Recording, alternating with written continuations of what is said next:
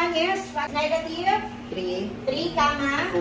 and Like 2, comma 2, comma 2.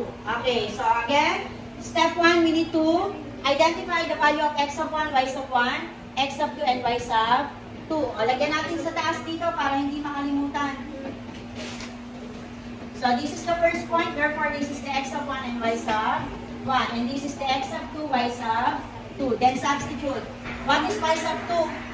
2 minus y of 1 over x of 2 minus x of 1. Then simplify.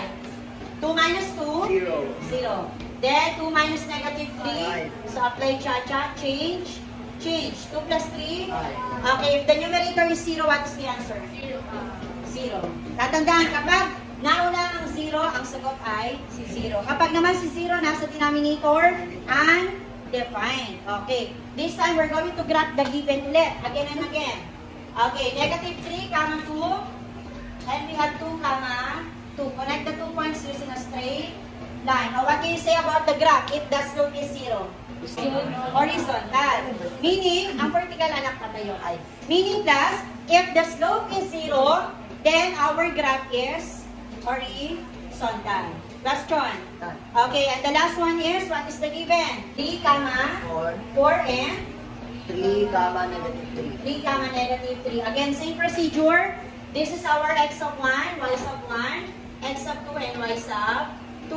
Okay, slope is equal to y of 2. Negative 3 minus y of 1 over x of 2 minus x of 1. Then simplify. Apply cha-cha dito. Negative, negative, negative. 3 plus 4, 7. Over 3 minus 3. 0. Okay, now if the denominator is 0, what is the answer? Undefined. Okay, check natin. What do you think is the graph of a slope if the slope is undefined? Ano kaya sa tingin nyo magiging? Yes, very good. Vertical naman. I-graph natin. 3, comma 4. And we have also 3, comma negative 3. Connect the 2 points. What can you say about the line of the graph? Vertical line if the slope is undefined. Question.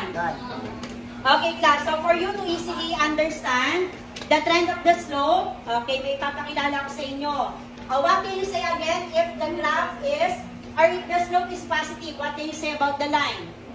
Increasing or decreasing? Decreasing. Okay. So if the slope is positive, the line or the graph is increasing from left to right. Now, what can you say about the line or the graph if the slope is negative? Decreasing. Okay, decreasing from left to right. And what can you say about if the slope is 0?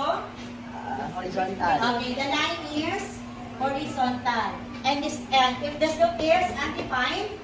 Vertical. Okay, vertical. So, meet Mr. Snowman. Look, what's that? Okay. If the slope is positive, Amazing. the line is increasing from left to right. If the slope is negative, the line is decreasing from left to right. And if the slope is 0, your line or your graph is horizontal. And if the slope is undefined, it is vertical line. Question?